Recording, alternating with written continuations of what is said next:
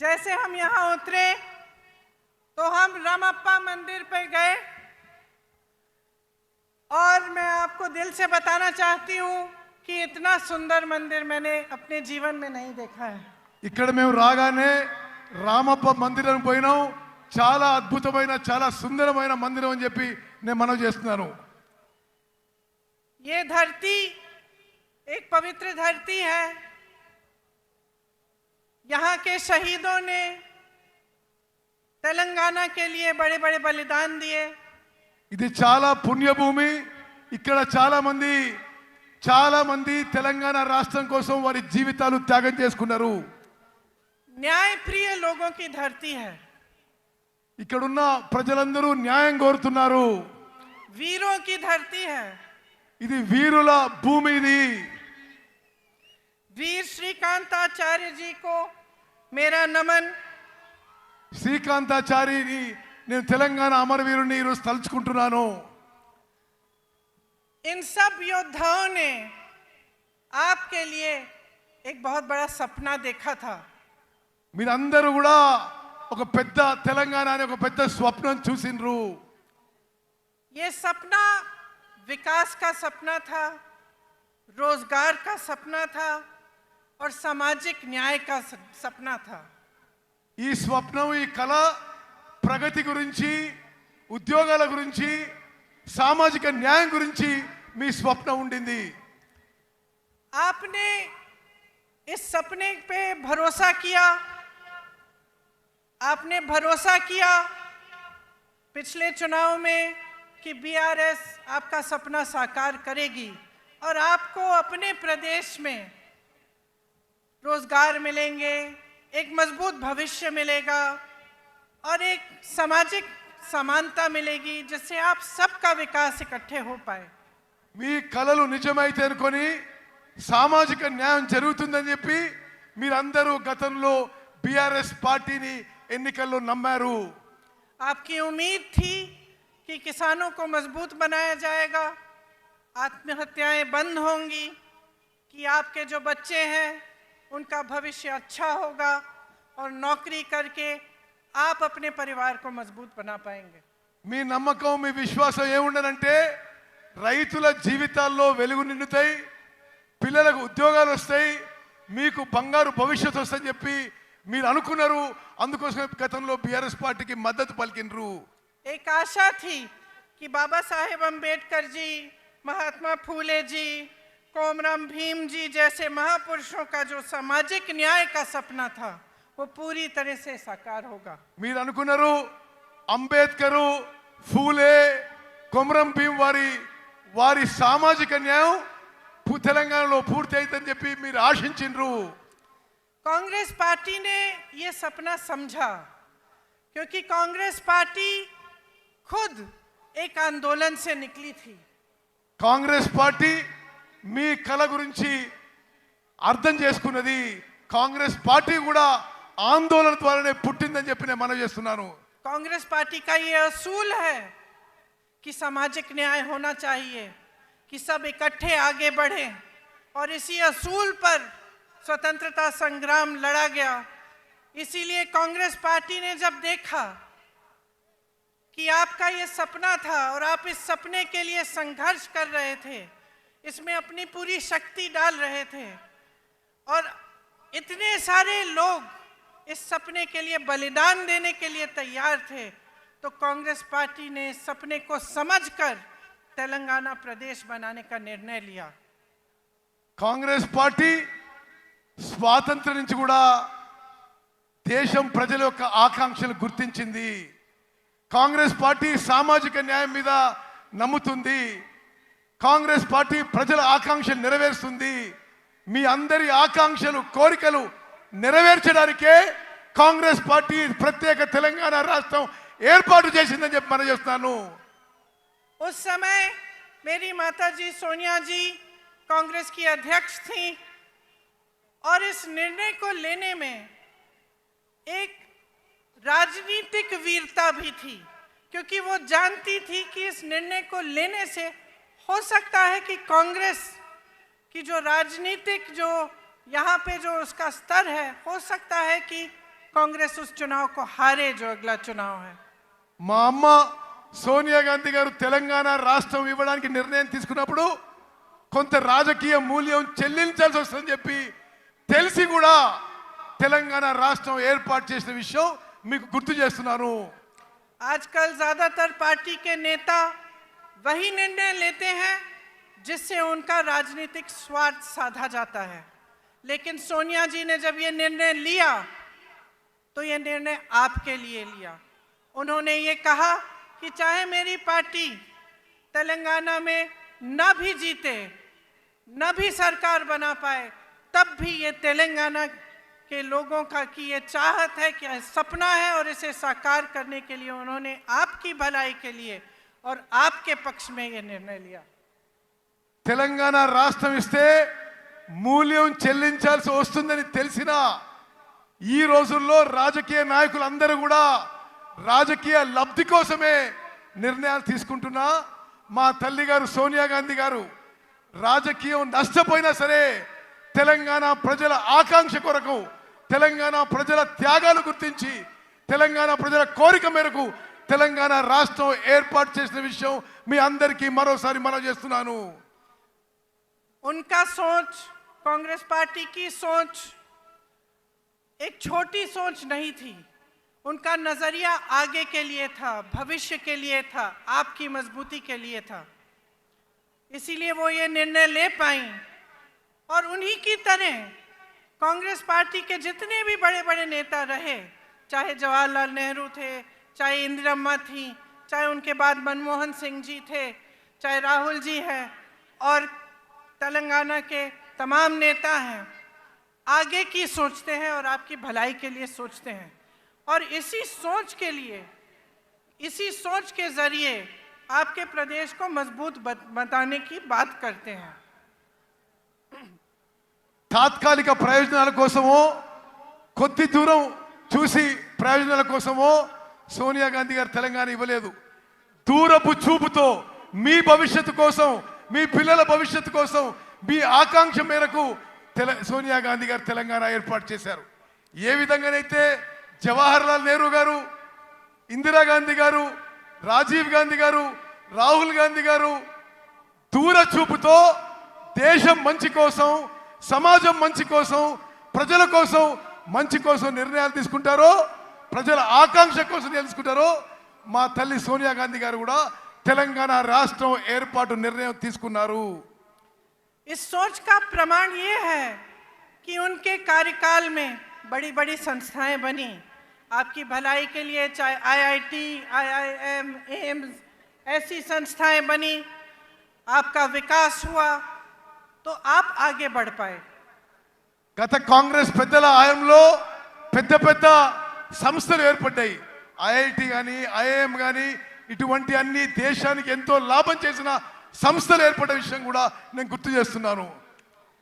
तो जो कांग्रेस की सरकारें बनी वो जनता की सरकारें थी, वो आपको मजबूत बनाने के लिए बनी और उनमें दोनों चीज थी, नजरिया और नियत।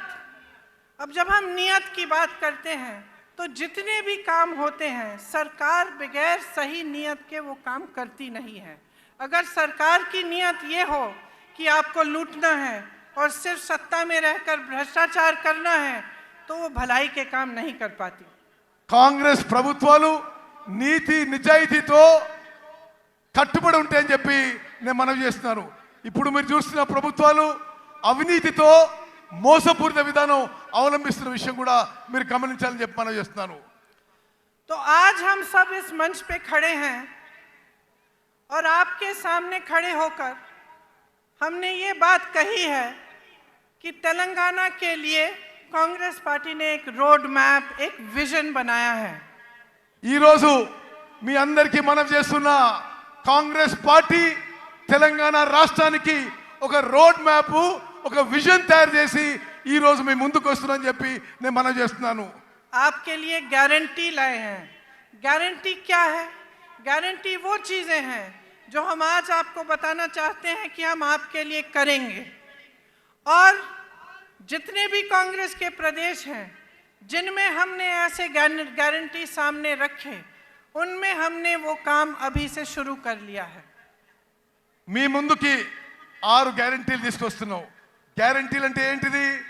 మేము ప్రభుత్వంలో రాగానే తెలంగాణ ప్రజలకు ఏమేం కార్యక్రమాలు చేయబోతున్నామో మరో విషయం మీకు చెప్పాలి. ఏ రాష్ట్రంలో మేము అధికారంలో వచ్చినా మేము ఇచ్చిన హామీలు గ్యారెంటీలు అమలు చేసి చూపెట్టామని చెప్పి నేను మనవి చేస్తున్నాను. मेरी बहनें यहाँ बैठी हैं, आप दिन रात मेहनत करती हैं, मैं जानती हूँ, और पूरे समाज का जो बोझ है आप अपने कंधों पर लेते हैं। बच्चों की परवरिश, घर की देखभाल, उसके साथ साथ बाहर जाके काम करना, खेती में मेहनत करना, या कोई नौकरी हो तो वहाँ नौकरी करना, ये सब आप करती हैं। और आज आप कितनी महंगाई का सामना कर रही हैं, चाहे गैस का सिलेंडर हो, चाहे तेल हो, चाहे कुछ भी हो। जब आपको खरीदने जाना होता है तो आपको 10 बार सोचना पड़ता है कि हम ये खरीद पाएंगे, घर ला पाएंगे कि नहीं। कोई घर पे बीमार पड़ता है तो आपके दिल में ये बात आती है कि दवाइयाँ कैसे खरीदेंगे, उनका इलाज कैसे करवाएंगे। అక్కలు చెల్లెలు మీ జీవితాలు ఎంత కష్టంగా జరుగుతున్నాయో నాకు తెలుసు. మీరు పిల్లల్ని పెంచాలి, ఇంటి పని చూసుకోవాలి, వ్యవసాయం పని చూసుకోవాలి, ఎవరైనా బయట కూడా పని చేస్తుండొచ్చు. మీరు ఇన్ని పనులు చేస్తూ ఈ ధరల పెరుగుకి తట్టుకోలేకపోతున్నారు. గ్యాస్ సిలిండర్ ధరలు పెరుగుతున్నాయి, అన్ని ధరలు పెరుగుతున్నాయి. మీరు ఇంటికి ఏ సామాను కొనాలన్నా మీకు చాలా కష్టతరం అయిపోతుందని చెప్పి మేము గమనిస్తున్నాము. और ये सब मेहनत, ये संघर्ष, इन संकटों का सामना आप इसलिए करती हैं ताकि आपके बच्चे बड़े होकर अपना भविष्य बना पाएं। మీరు అంతా ఎందుకు కష్టపడుతున్నారు? మీ పిల్లలు పెద్దోళ్ళై ప్రయోజకులై మంచి భవిష్యత్తు ఉండాలని చెప్పి నా అక్కలు చెల్లెళ్ళు మీరు కష్టపడుతున్నారు. लेकिन यहाँ आज परिस्थिति ये है कि 40 लाख युवा बेरोजगार हैं। కానీ ఈరోజు తెలంగాణలో పరిస్థితి ఏంటంటే 40 లక్షల మంది మీ పిల్లలు, 40 లక్షల మంది మన పిల్లలకి నిరుద్యోగులుగా తెలంగాణలో నిలిచిపోయిన విషయాన్ని మనం చేస్తున్నాను. बीआरएस ने वादा किया था कि हर परिवार को एक नौकरी दिलवाई जाएगी। आज लाखों पद खाली हैं लेकिन नौकरियां नहीं दी गई हैं। టిఆర్ఎస్ పార్టీ ఇంటికో ఉద్యోగం చెప్పిండ్రు, ఇంటికో ఉద్యోగం. కానీ ఈరోజు లక్షల ఉద్యోగాలు ఖాళీగా ఉన్నా బీఆర్ఎస్ పార్టీ ఉద్యోగాలు నింపలేదనే విషయం మీరు గమనించాలి. और स्थिति ये है कि भर्तियों में भी भ्रष्टाचार है। एक बच्ची ने आत्महत्या की और उस पर भी सवाल उठाया गया कि उसने एप्लीकेशन ही नहीं भरा था। ये परिस्थितियां हैं कि जो संकट है, जो युवाओं का दर्द है, उसे समझने और सुलझाने के बजाय उन पर उंगलियां उठाई जाती हैं, लेकिन रोजगार नहीं दिए जाते, आपके लिए, आपके विकास के लिए काम नहीं किया जाता। ఉద్యోగాలు నింపే ప్రక్రియలో బీఆర్ఎస్ ప్రభుత్వంలో అవినీతి జరుగుతుంది. చాలా మంది యువకులు తట్టుకోలేక ఆత్మహత్య చేస్తుంటే వారి క్యారెక్టర్ మీద కూడా ఈ ప్రభుత్వం పెద్దలు ఏలెత్తి చూపుతున్నారు. ఉద్యోగాలు ఇవ్వకపోగా ఉద్యోగంలో నింపే ప్రక్రియలో ఈ టిఆర్ఎస్ ప్రభుత్వంలో అవినీతి లూటీ జరుగుతున్న విషయం నేను మనవి చేస్తున్నాను. उस्मानिया जैसी यूनिवर्सिटीज में अध्यापकों और पैसों की कमी है। एक भी नई सरकारी यूनिवर्सिटी नहीं बनाई गई। इनके पूरे कार्यकाल में आप देखेंगे तो सिर्फ प्राइवेट यूनिवर्सिटियां बनी हैं और उनमें से आधी इन्हीं के नेताओं की है, ताकि आपको फीस बड़ी बड़ी भरनी पड़े लेकिन आपके लिए सही सुविधा नहीं बने। ఉస్మానియా లాంటి యూనివర్సిటీలో టీచింగ్ నాన్ టీచింగ్ ఫ్యాకల్టీకి రిక్రూట్మెంట్ జరగలేదు. బీఆర్ఎస్ ప్రభుత్వం వచ్చిన తర్వాత ఒక్క కొత్త గవర్నమెంట్ యూనివర్సిటీ కూడా తెరవలేదు. కేవలం ప్రైవేట్ యూనివర్సిటీస్ తెరిచి పెద్ద ఫీజు పెట్టి మీ పిల్లలకి మీకు ఇబ్బంది కలుగుతుంది ఈ బీఆర్ఎస్ ప్రభుత్వంలో చెప్పి మనం చేస్తున్నాను. इसलिए युवाओं के लिए हमारी जो गारंटी है उसमें हमने कहा है कि तेलंगाना आंदोलन के शहीदों के परिवार को एक सरकारी नौकरी दिलवाएंगे। उनके माता पिता या पत्नी को 25,000 रुपए मासिक पेंशन मिलेगा। 2 लाख खाली सरकारी पद हैं, उनको हम 1 साल के अंदर भरेंगे और बेरोजगार युवाओं को 4,000 रुपए प्रति माह बेरोजगारी का भत्ता मिलेगा। మేమిచ్చిన హామీలలో తెలంగాణ అమరవీరులకి పెద్ద ఎత్తున గౌరవం ఇస్తాము. తెలంగాణ నిరుద్యోగ యువతకి 4,000 రూపాయలు నిరుద్యోగ భృతి ఇస్తాము. తెలంగాణ నిరుద్యోగ యువతకి 5 లక్షల రూపాయలు ఇవ్వబోతున్నాము. తెలంగాణలో ఉన్న ఖాళీ ఉన్న 2 లక్షల ఉద్యోగాలు 1 సంవత్సరంలో భర్తీ చేయబోతున్న విషయం నేను మనవి చేస్తున్నాను. गल्फ देशों में रोजगार की संभावनाओं को मजबूत करने के लिए स्पेशल गल्फ सेल बनाया जाएगा. Those who go to work in जो लोग गल्फ के देशों में काम करने के लिए जाएंगे उनके लिए एक स्पेशल गल्फ सेल बनाया जाएगा. గల్ఫ్ లో పోయి మీకు తెలుసు ఉత్తర తెలంగాణలో చాలా మంది దుబాయ్ లో గల్ఫ్ లో పనిచేస్తారు. వారి కుటుంబాలను ఆదుకోవడానికి కూడా రాబోయే కాంగ్రెస్ ప్రభుత్వం ప్రత్యేక చర్యలు తీసుకుంటుంది. आज मेरे किसान भाइयों की परिस्थिति बहुत ही शर्मनाक है. चाहे पेट्रोल हो, डीजल हो, खाद हो, हर चीज़ पर खर्चा बढ़ गया है. आपके कर्ज बढ़ गए हैं और सरकार की तरफ से कोई मदद नहीं मिलती. ఈ రోజు రైతుల పరిస్థితి తెలంగాణలో దయనీయంగా మారింది. వ్యవసాయానికి సంబంధించి అన్ని ఇన్పుట్స్ లో పెట్రోల్, డీజిల్, సీడ్స్, లేబర్ అన్ని ధరలు పెరిగినాయి. ఈ బీఆర్ఎస్ ప్రభుత్వం రైతుల కోసం ఏమీ చేయడం లేదు. खेती से कमाना मुश्किल हो गया है और किसान परेशान और त्रस्त है. వ్యవసాయం నుంచి ఆదాయం ఈ బీఆర్ఎస్ ప్రభుత్వంలో తగ్గిపోయింది.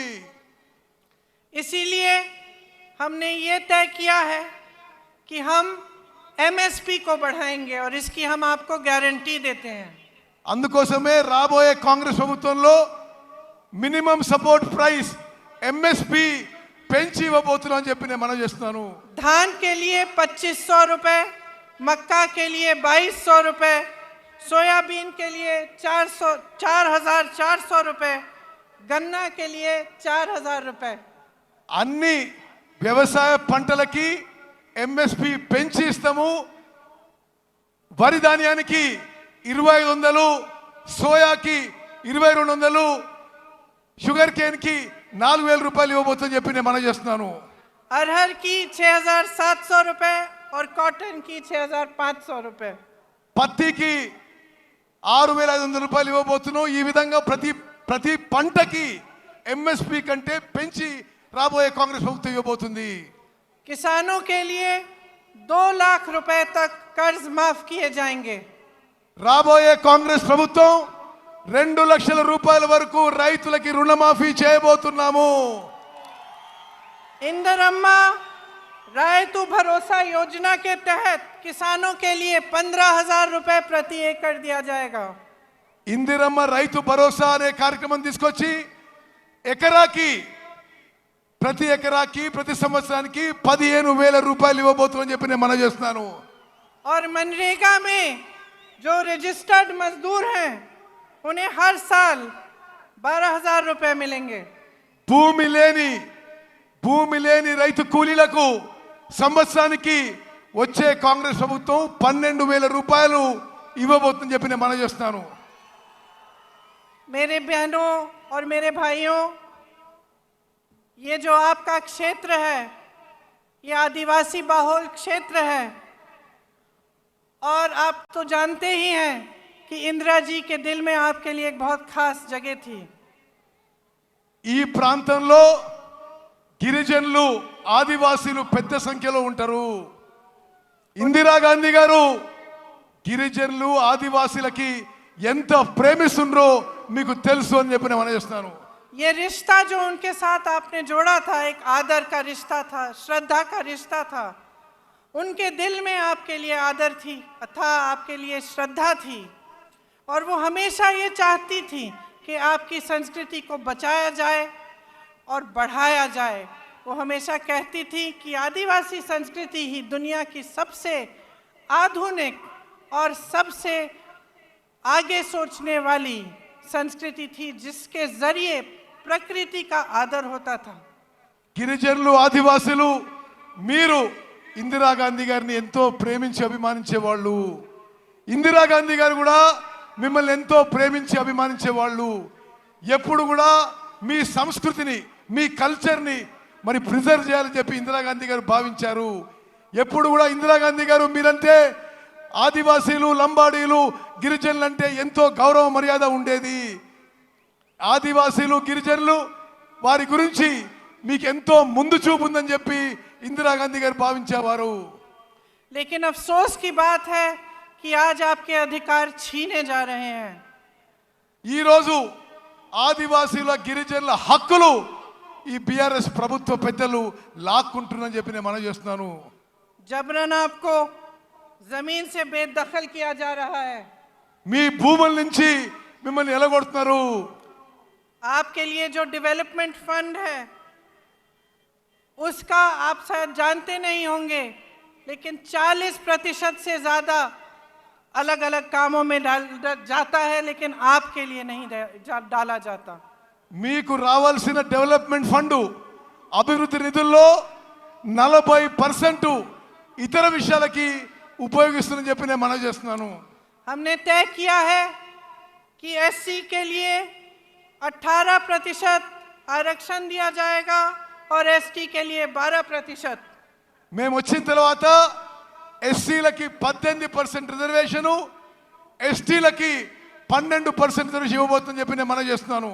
अंबेडकर अभय हस्तम के तहत एससी एसटी परिवारों को 12 लाख की मदद मिलेगी. అంబేద్కర్ అభయ హస్తం అనే కార్యక్రమం మేరకు ఎస్సీ ఎస్టీ కుటుంబాలకి 12 లక్షల రూపాయలు ప్రతి కుటుంబానికి ఇవ్వబడుతుందని చెప్పి నేను మనవి చేస్తున్నాను. इंदिरम्मा पक्का हाउस स्कीम के तहत बेघर एससी एसटी परिवारों को घर बनाने के लिए जमीन और 6 लाख रुपए मिलेंगे. ఇందిరమ్మ ఇల్లు పథకం కింద ఎస్సీ ఎస్టీలకు ఇంటి స్థలం ఇస్తూ ప్రతి ఇంటి కింద 6 లక్షల రూపాయలు మీకు ఇవ్వబోతున్నారు. और आदिवासी ग्राम पंचायतों के लिए 25 लाख रुपए दिए जाएंगे. ప్రతి గిరిజన గ్రామ పంచాయతీ ఆదివాసీ గ్రామ పంచాయతీలకి 25 లక్షల రూపాయలు ప్రత్యేకంగా ఇవ్వబోతున్నాము. जब कांग्रेस पार्टी वन अधिकार का एक्ट लाई थी तब 8 लाख से अधिक एकड़ जमीन पर पट्टे दिए गए थे. ఈ ఫారెస్ట్ రైట్స్ యాక్ట్ కాంగ్రెస్ ప్రభుత్వం తీసుకొచ్చినప్పుడు 8 లక్షల ఎకరాలు ఫారెస్ట్ రైట్స్ యాక్ట్ కింద తెలంగాణలో కాంగ్రెస్ ప్రభుత్వం మీకు 8 లక్షల ఎకరాలు ఇవ్వడం జరిగింది. आपको याद होगा कि पोडू लैंड्स के पट्टे आपको मिले थे. పోడు ల్యాండ్స్ పోడు భూముల పట్టాలు గత కాంగ్రెస్ ప్రభుత్వం మీకు ఇచ్చింది. लेकिन बीआरएस सरकार ने ये सब बंद कर दिया. బీఆర్ఎస్ ప్రభుత్వం ఈ కార్యక్రమాన్ని పూర్తిగా నిర్వీర్యం చేసింది, ఆపేసింది. मैंने महिलाओं की बात की. मेरी बहनों, आपके लिए महालक्ष्मी योजना के तहत 2500 रुपए हर महीने दिए जाएंगे. మహాలక్ష్మి పథకం కింద నా అక్కలు చెల్లెళ్ళు మీ అందరికీ నెలకి 2500 రూపాయలు ఇవ్వబోతున్నాము. गैस सिलेंडर 500 रुपए का मिलेगा. और जो लड़कियां शिक्षा प्राप्त कर रही हैं और 18 साल की उम्र से ऊपर की हैं उन्हें एक इलेक्ट्रिक स्कूटर दिया जाएगा. గ్యాస్ సిలిండరు అందరికీ గ్యాస్ సిలిండరు 500 రూపాయలకే గ్యాస్ సిలిండర్ ఇవ్వబడుతుంది. అదేవిధంగా 18 ఏళ్ళు దాటిన నా చెల్లెలకి చదువుకున్న వాళ్ళకి ఎలక్ట్రిక్ స్కూటీ ఇవ్వబోతున్నాము. देखिए, आपको चुनना है. एक तरफ बीआरएस की सरकार है. शुरू में उन्होंने तेलंगाना की बात की थी, लेकिन आज भाजपा के साथ पूरी तरह से मिल चुके हैं. आज सरकार वो नहीं चला रहे हैं, मोदी जी रिमोट कंट्रोल से चला रहे हैं. బీఆర్ఎస్ వాళ్ళు ముందు తెలంగాణ గురించి ఆలోచన చేసినారు, కానీ ఇప్పుడు పూర్తి స్థాయిలో బీజేపీతో మిలాఖాత్ అయిపోయినరు. BRS BJP కలిసిపోయినాయి. ప్రభుత్వం రిమోట్ కంట్రోల్తో నరేంద్ర మోదీ నడిపిస్తున్నాడు. Land mafia, sand mafia, mind mafia, wine mafia सबके साथ मिले हुए हैं. जिस तरफ आप देखो आपको भ्रष्टाचार ही भ्रष्टाचार दिख रहा है. जहां लूट सकते थे वहां से लूट रहे हैं. Sand mafia, land mafia, wines mafia, mines mafia అన్ని కలిసిపోయినాయి బీఆర్ఎస్ ప్రభుత్వంలో. ఎక్కడెక్కడి నుంచి లూటీ చేయాలో మిమ్మల్ని లూటీ చేస్తున్నారు బీఆర్ఎస్ పార్టీ వాళ్ళు.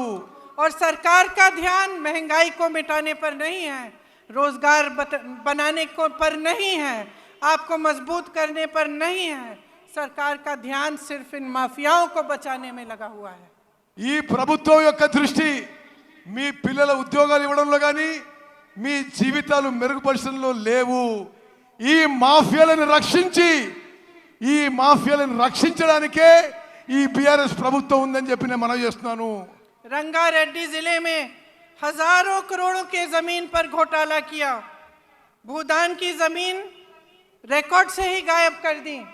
రంగారెడ్డి జిల్లాలో వేల కోట్ల భూములు బీఆర్ఎస్ ప్రభుత్వంలో పెద్దలు లాక్కున్నారు. భూదాన్ మూమెంట్లోని భూములు రికార్డ్ నుంచే తీసేసిండ్రు ఈ ప్రభుత్వం. कांग्रेस के जमाने में इन जमीनों को बेचना खरीदना मना था. కాంగ్రెస్ అధికారంలో ఉన్నప్పుడు ఈ భూదాన్ భూములని అమ్మడం కానీ కొనడం కానీ నిషేధం ఉండింది. आज इन्होंने ये जमीनें भी लैंड माफिया और अपने करीबों को बेच दिया है. వీళ్ళు ఇప్పుడు వచ్చిన వాళ్ళు బీఆర్ఎస్ వాళ్ళు ఈ భూములను కూడా ల్యాండ్ మాఫియాకి వాళ్ళ దగ్గర వాళ్ళకి ఇచ్చేసిండ్రు. आपको ये शब्द याद होंगे, बंगारू तेलंगाना, याद है? ये शब्द, ये वादा आपको बीआरएस ने किया था कि तेलंगाना को स्वर्णिम जगह बनाएंगे. బీఆర్ఎస్ వాళ్ళు బంగారు తెలంగాణ చేస్తామని మీకు హామీ ఇచ్చి అష్యూరెన్స్ ఇచ్చి మోసం చేసిన విషయం గుర్తు చేస్తున్నా. लेकिन इन्होंने अपने लिए बड़े बड़े आलीशान महल बना दिए और आपके जो सपनों का महल था वो चूर चूर कर दिया. వీళ్ళు 100 కోట్ల లూటీలు చేసుకున్నారు, పెద్ద పెద్ద బంగ్లాలు కట్టినరు. మీ స్వప్నం కానీ మీ కల కానీ ధ్వంసం చేసింది బీఆర్ఎస్ పార్టీ, బీఆర్ఎస్ ప్రభుత్వం. आपका सपना था कि सामाजिक न्याय होगा. మీ స్వప్నం మీ కల సామాజిక న్యాయం కావాలని ఉండే. सामाजिक न्याय कौन सा? इनके 18 मंत्रियों में से 3 तो सीएम के ही परिवार के हैं और इनके पास 13 मंत्रालय हैं. ఇప్పుడు సామాజిక న్యాయం బీఆర్ఎస్ లో జరుగుతలేదు. 17 మంది మంత్రుల్లో 3 వీరు కుటుంబ సభ్యులే మంత్రులు. 18 మంత్రిత్వ శాఖలు వీళ్ళ కుటుంబం దగ్గరనే ఉన్నాయి. और बीसी की संख्या 50% से ऊपर है, लेकिन मंत्रालय में सिर्फ 3 मंत्री हैं. బీసీలు జనాభాలో 50% కంటే ఎక్కువ ఉన్నారు, కానీ వీళ్ళ మంత్రిత్వ శాఖలో ముగ్గురు మంత్రులు ఉన్నారు. 34% आरक्षण से घटाकर 23% कर दिया है. 27% నుంచి బీసీల రిజర్వేషన్ 23% కి తగ్గించిండ్రు. राहुल जी यहाँ बैठे हैं, सब जगह जाते हैं तो जातिगत जनगणना की बात करते हैं. बिहार में ये जनगणना की गई, पता चला कि ओबीसी, आदिवासी, शेड्यूल कास्ट के 84% लोग हैं. और आप सोचिए और अपने आप से पूछिए कि 84% लोग हैं बिहार प्रदेश में, लेकिन उनका प्रतिनिधित्व नहीं है. బీహార్లో ఏ విధంగా అయితే బీసీలో కాస్ట్ సెన్సస్ జరిగిందో దేశవ్యాప్తంగా కాస్ట్ సెన్సస్ జరగాలని చెప్పి రాహుల్ గాంధీ గారు దేశమంతటా పర్యటన చేస్తున్నారు. ఎస్సీ ఎస్టీ బీసీల సంఖ్య ఎక్కువ ఉన్నా తగిన స్థాయిలో వారికి న్యాయం జరగడం లేదని చెప్పి మేము మనవి చేస్తున్నాము. सच्चाई ये है कि हमारे पूरे देश की यही असलियत है. हम कहते हैं कि जातिगत जनगणना करिए और ये चुप हो जाते हैं. ये गिनती भी नहीं करना चाहते कि कितने बीसी है, कितने एससी है, कितने एसटी हैं. इनको अपना हक देना छोड़िए, गिनती से डर रहे हैं. వీళ్ళు ఇప్పుడు ప్రభుత్వంలో ఉన్న వాళ్ళు కాంగ్రెస్ పార్టీ కోరుతుంది క్యాస్ట్ వైడ్ సెన్సస్ చేయాలని.